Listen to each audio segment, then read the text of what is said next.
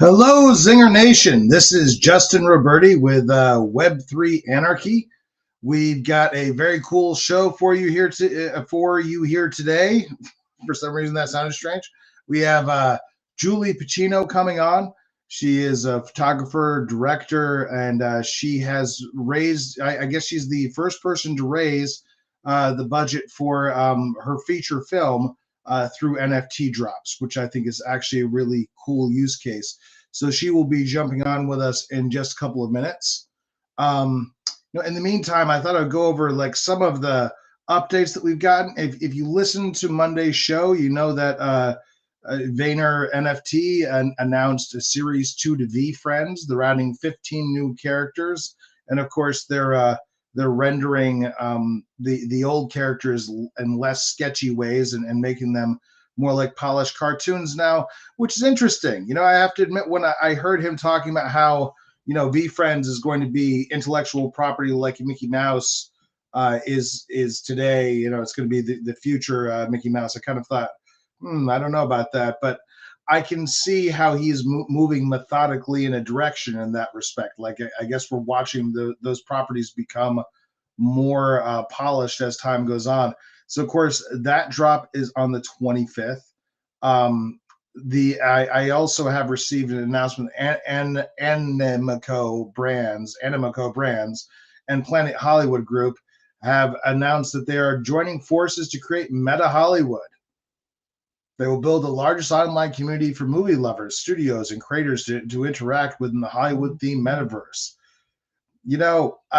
Metaverse implies largeness to me, so I'm not sure what to make of all these individual efforts to create metaverses, except that so far I don't think we've gotten one that gets any sort of mainstream acceptance. It's like always, implied future tense. So I do look forward to seeing what they come up with. Let's see. Also, Tezos is, still working on the energy efficient and, environmentally friendly angle. They're currently doing like a major exhibition in Venice, funny enough, with Serpentine, which is like a very established fine arts group, the 59th Venice Biennale. So interesting that they're blending the fine art world, like the very traditional, very old school fine art world, with NFTs. Epic Games, which is a company I'm very fond of. They're the guys who make Unreal Engine, but also Fortnite. They are also planning to build a child-safe metaverse. This is driven partially by the influx of $2 billion in investment coming from Sony and Kirkby, which is a family-owned holding an investment company that's behind the Lego Group. So, that's pretty interesting. Again, it's like it feels like everyone is trying to get a toehold on this metaverse thing, and it hasn't happened yet. I mean, frankly, I was listening to Mudahar, who's his channel is Ordinary Gamer, and he was talking about there being concerted effort on Reddit to kind of just lightly troll Meta, troll their meta space. But when they got in there, it was impossible to do. There weren't enough people there. It wasn't worthwhile. Crystal Method, if you're familiar, with 1990s dance music, or really like they were pretty mainstream successful, or at least alternative charts. They put out a NFT of the video to go along with their sixth album, and that is going to be available on the 26th. And Rarible is really kind of leaning into, I think, in order to establish themselves and differentiate themselves from OpenSea, because I kind of get the feeling that every major NFT marketplace is trying to distinguish themselves in some way or another. Like, the functionality, if you think about it, of a well-working NFT marketplace, you should barely notice that's there.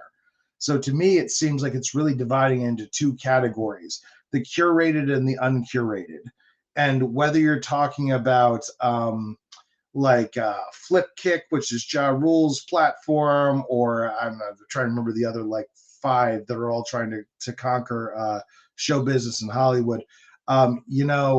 They talk about showcasing prominent artists a little bit more. It's not necessarily come to fruition yet, or at least any way I can really see. So anyway, Rarible is, I like their approach because they went with the open protocol last year. You can use their API and integrate it into your site and so forth, lazy minting and all the other things that they have available.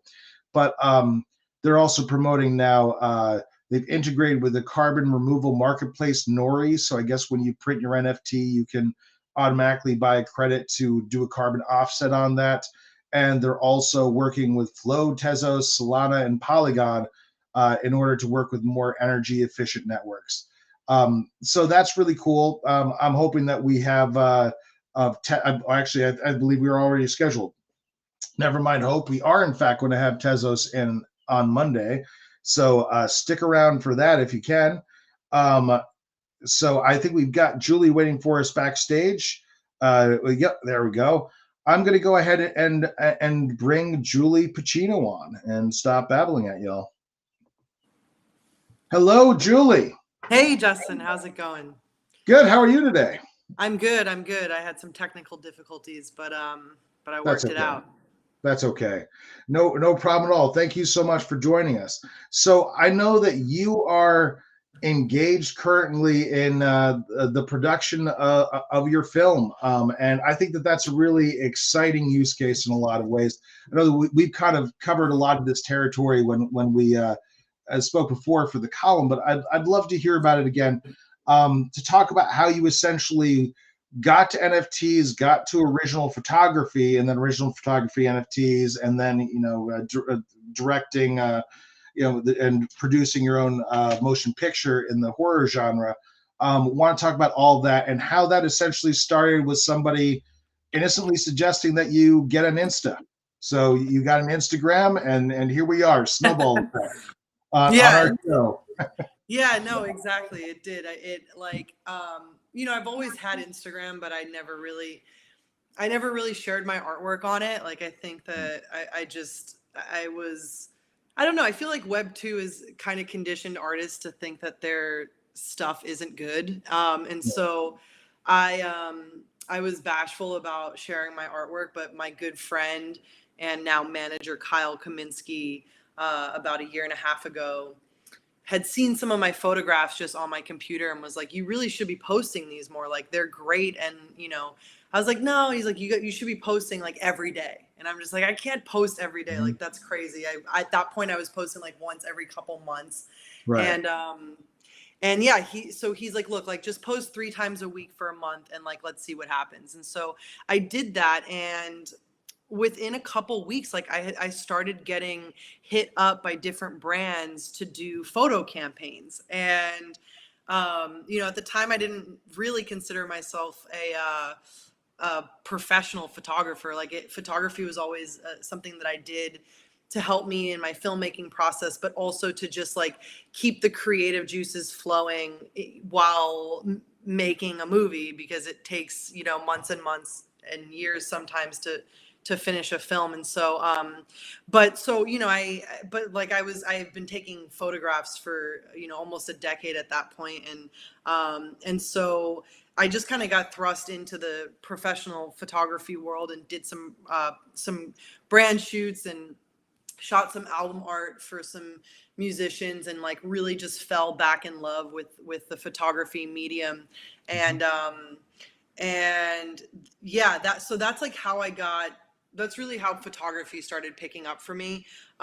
In terms of like my introduction into the Web3 space, it was a few months after that that my other friend, Will Savis, who's a part of the Guppy NFT group with Ian and Benny, they're a great group of collectors who do a lot for different people in the space. And so Will saw my post on Instagram and was like, hey, these are amazing cinematic photos. He's like, have you ever heard of NFTs? This was in like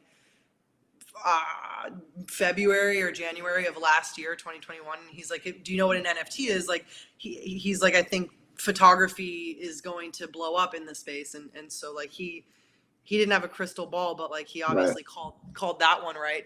And so I didn't, I spent a couple months like researching and checking out NFTs and trying to wrap my head around like why someone would want to spend money on a JPEG. And that, like, again, that plays into the mentality of like Web2 artists just like not thinking that their work is valuable. I remember asking Will, like, well, do they own the photo if I sell it to them? And he's just like, no, like they don't own the IP.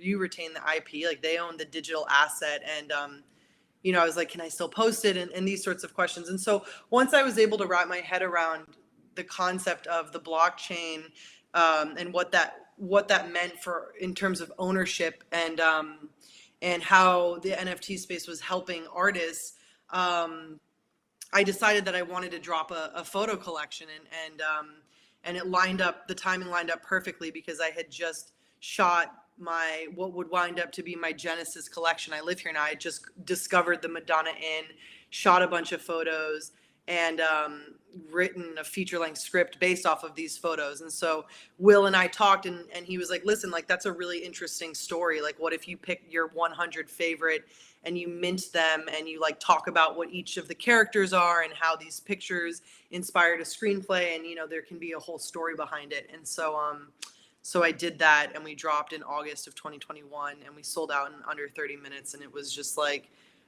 absolutely mind-boggling and incredible, the conversations I was like instantly having with art collectors and other artists. And now you're doing a second round of NFTs. You've taken essentially that first round, your first round of NFTs was sort of your seed money to start, writing in production, and now you're going into production on the actual film. Or how's your timeline working? Yeah, so that was in August of 2021, and like the money that we made with that drop, like I never intended for that money to go towards the film, and it honestly actually didn't. Like I split it with a bunch of my friends, and then I invested my take back into the NFT community, because I'm like, I want to see what it feels like to buy a JPEG, and I bought one, and I was like, that felt awesome, and so I just kind of kept going. But so then so what I did was I started planning my second drop, and while I was planning my second drop, I was raising the funding for the feature, and the idea clicked to just like make my second drop be the thing that funded the movie, and to not have to deal with these Hollywood gatekeepers and answer to like financiers that just didn't seem to be understanding what was so important about this movie to me. And so on December 17th, I dropped my second collection, which is called Keepers of the Inn, which is a large scale photography collection, about 3,400 photos that I took during the rehearsal process of the feature. So we took the script, we went back to the Madonna Inn and stayed in character for 3 straight days and just like rehearsed the 16 most pivotal scenes. And I just took a bunch of stylized, essentially proof of concept photos. And so that took us about 3 weeks to sell out. And yeah, in mid-January, the film was like officially greenlit. And yeah, now I'm trying to crank out this second draft. It should be done within the next week or two, and we go into production in September. That's fantastic. I love touching base with you because you come at things from the point of view of an artist and director, and these are things that I relate to from my own past. So I can imagine you having. I mean, you're in the middle of this process and so forth. What a cool way to do things versus scrounging to studios. I mean, like when I compare the amount that like studios put into indie films and the hoops that you have to jump through. It could really be a soul-crushing process, can it?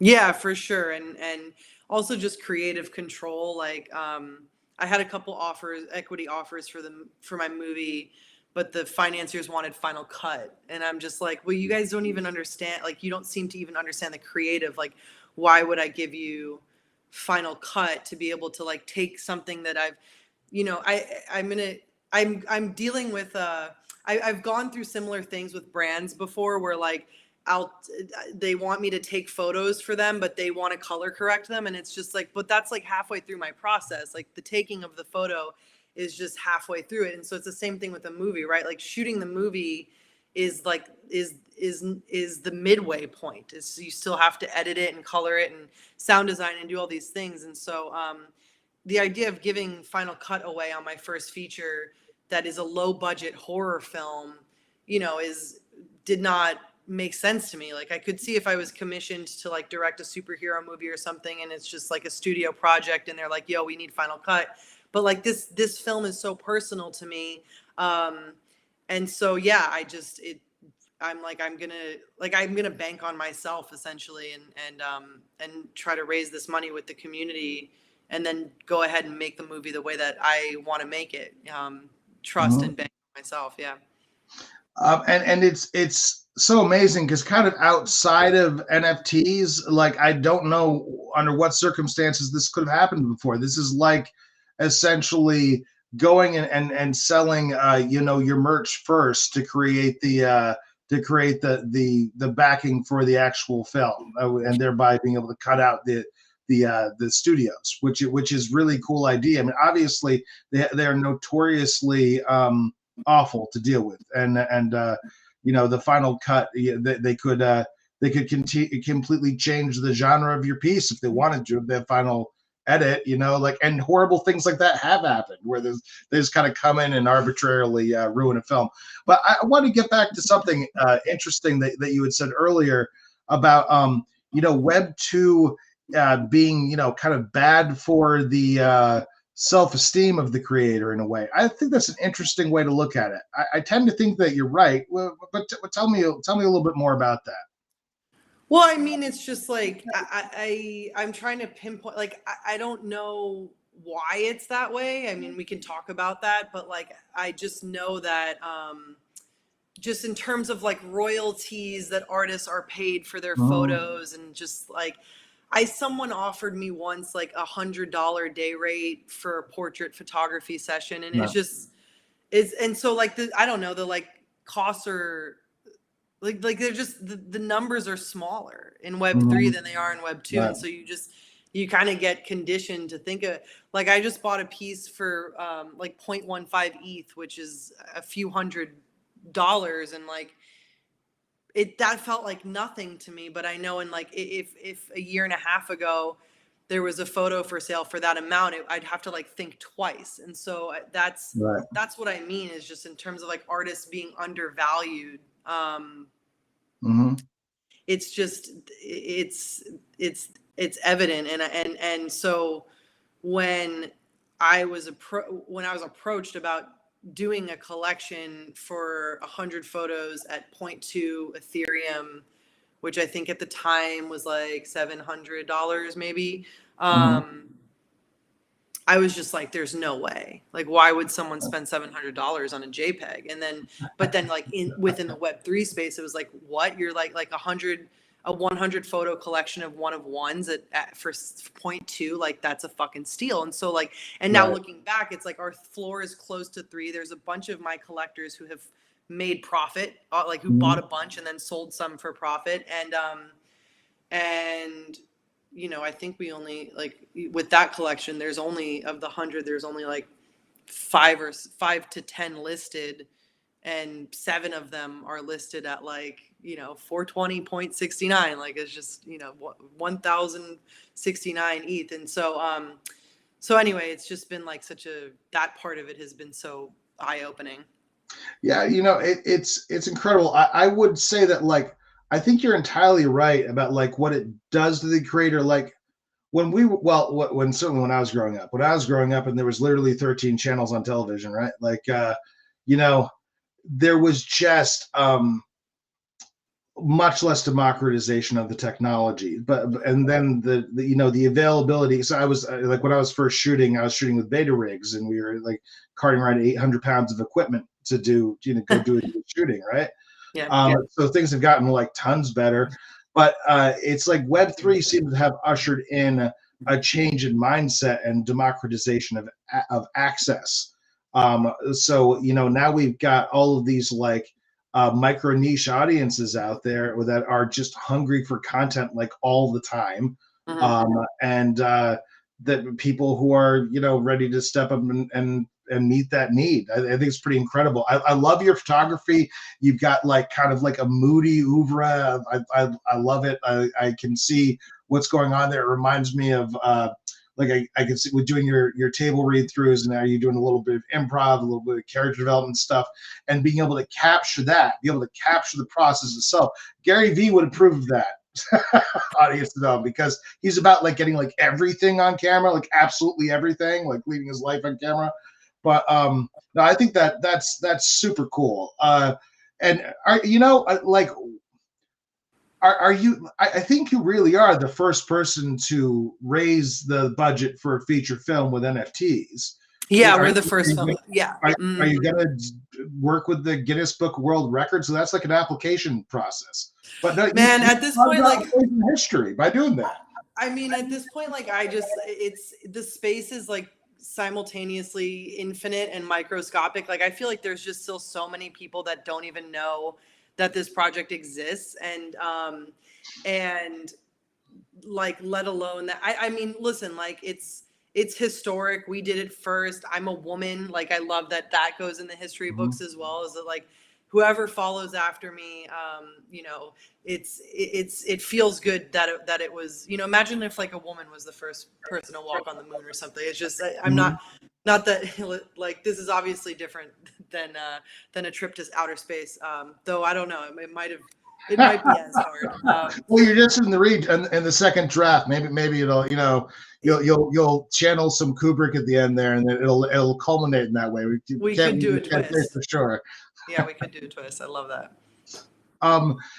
That's awesome, and it allows you to tell a different kind of story, doesn't it? I mean, there's arguably a certain pressure in Hollywood to continually tell the same several stories, and with the plot twist of a white guy, being very powerful and saving everybody, like that seems to be the main thing. But they do. Thank God for the straight white men. Thank God. No, but I mean, but listen, like there's room for that, like for real, like. Sure. Like I was onboarded into the space by straight white dudes. Like I don't not like straight white guys. I totally understand. Equality. I'm just saying that, like, in terms of representation, it's kind of the same. It is the thing. It's the only thing. So, like, I've heard you're not. There's even other filmmakers doing NFTs I've spoken to that, like, we're essentially doing it. I guess two other people I could think of. We're doing it for representation in different ways. Like they couldn't get the kind of film that they couldn't get without making Jennifer Esposito. They wanted her to have a male director and a male lead, and Erica Alexander was just kind of completely shut down for her sci-fi idea. I mean, based on the same thing, people's preconceived notions. Yeah, I mean, the beauty of Web3 is it gives the power to the artists and connects them directly to their audience, and so it's like we get to gauge what our audience wants and like what type of content they want. And in my experience thus far, it's that my audience wants like the content that I'm making that's cool and stylized, but like grounded with characters who are feeling real emotions. And so I'm just gonna kind of keep doing that until the audience wants something different, as opposed to listening to some guy behind a desk in a suit that's like, this isn't going to work because like Jennifer Lawrence isn't in it. It's just like, okay. Has it hit that tipping point where it's changed the dynamic? Because I kind of figure it would at a certain point, as I was saying to Erica Alexander, which when she was on the show, where it's like they start coming to you because at this point you already have an established audience and you've already made money on it. So like Hollywood likes a proven commodity. Yeah, I mean, I think that Hollywood's eyes will light up, and they're starting to become privy to the fact that there's a lot of money in this space. But I don't think that like I still have to go make a great film. That's the main thing, is just this, like, I'm not done yet. I did raise the money that I need, but I haven't done anything. I haven't even finished this second draft. And so it's just like, I have to go make a great movie that is commercially viable and successful in the real world, or at least, like, what makes a successful film. Like, in my mind, I want the audience to grow, and I want it to be well received by the people that I made it for. And so that won't be determined until it's out in theaters. And it's just a long process to be able to prove this as a model. But, like, of course, as soon as, of course there are executives that have seen either what I've done or just the money in general that is in the space, and they're devising plans on how to come get some of it. And so I just am in my pursuit, like, wanting to set the bar for other film projects that emerge of making sure that the artwork is good, right? Like, my artwork is proof of concept. Like, they're not just clip art tokens that someone can that you get and you have utility. It's like each one of these NFTs looks and feels like what the movie is going to look and feel like. And, like, I don't know, that's just, I spent time on the art side of it, and I think that any other filmmakers that come after me should do the same. And that doesn't mean that they will, and that doesn't mean that they won't be successful if they don't. But that's sort of the bar that I wanted to set, and I'm going to continue to be an advocate for the artwork, and hope that anyone else that comes can do the same thing and put the same time and effort into it. Mm-hmm. Are you going to continue to are you going to do more NFTs? Is there going to be another round? Because, it's an interesting prospect in a way. Arguably, you've, like, chronicled this project through photographs and NFTs, so chronicled indelibly on blockchain, in fact. From the very beginning, from the first notion of the idea. It seems like a shame to not continue to follow it. No, like, we're definitely going to continue to follow it. Like, there will be BTS things airdropped to our holders. Once the film's done, we have ideas. But, like, in terms of the big picture, and the brand that I feel like I've built with this collection, Keepers of the Inn, Madonna Inn, this hotel, this horror vibe at a hotel. I have some massive plans in motion that are going to continue to innovate and expand this thing that I've created in storytelling and NFTs and movies and other forms of other mediums, like, within the sort of entertainment sphere. I've got some, like, big plans, so I wish I could say more. I want to say more. NFT plans? Can you say that? Yes, they are absolutely big NFT plans. Okay, well, that's fantastic. I mean, I'm glad to hear it. Like, maybe I'm just sentimental about my background in a lot of ways, but, like, the generative projects generally don't really particularly do it for me. So I like to talk about fundraising. I like to talk about original artwork. I like to talk to artists in general, and see, because this is another opportunity to take a form and see how it informs your artwork overall, how it can become a progression of your artwork. I talked to David Cronenberg the other day. That was really interesting. Awesome. Yeah, actually it was, and he was awesome. Like, it was 15 minutes just on the phone. He was on and off. He's obviously done this a million times before, and to him, he's always been interested in transformation and technology and transformation. So this is just a continuation to him, which is actually a really cool position to have. He's in his, I think, 70s now or something like that. Yeah, he's an amazing filmmaker, obviously, and his daughter is also a phenomenal photographer, Caitlin. I've become friends with her within the space, and she's a badass. So, like, definitely a talented family there for sure. Yeah, actually, Caitlin is the one who put him up to it. If I remember that, he said so during the interview. That was in the column. Hey, you're going to be at VCon, are you not? Are you speaking at VCon? I'm speaking at VCon. Yeah, I'm so excited. I'm speaking on Saturday the whatever date that is, the 21st or the 20th. And I'm, from what my people told me, I'm sharing a stage with Justin Aversano to talk about photography and NFTs, which is like just surreal. And he's like one of the first people I followed in this space, obviously. And so it's like, feels like a really awesome, just kind of full circle moment for me. So I'm like completely just humbled and honored and pumped to be talking there and meet a bunch of people. If you had,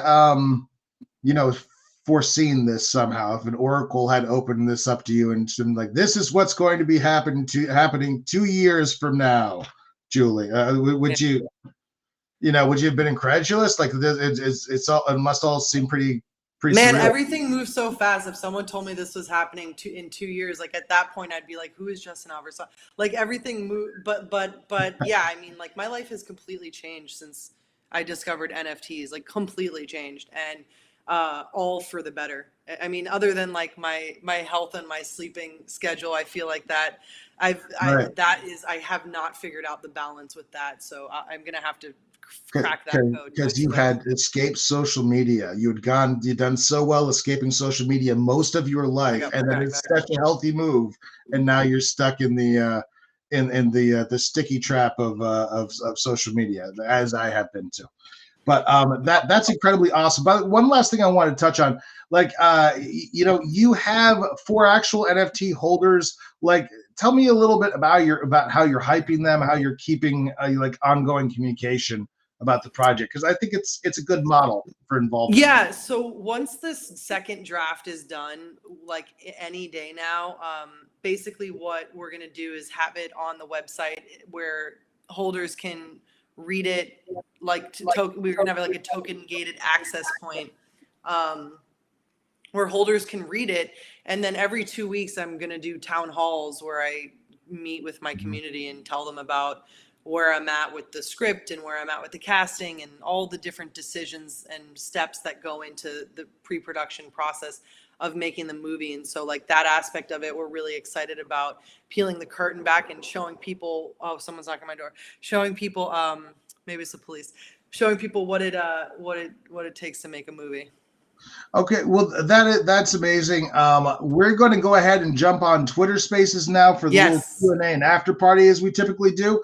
Alyssa already posted that down in comments. Everyone, please come and join us. Please like and subscribe, and come on over to Twitter Spaces to have a little bit more, two-way conversation with Julie. Come and ask questions about your own projects, that sort of thing. So we will see you over there. Julie, thank you so much for being on the show. This has been awesome. Great to have you.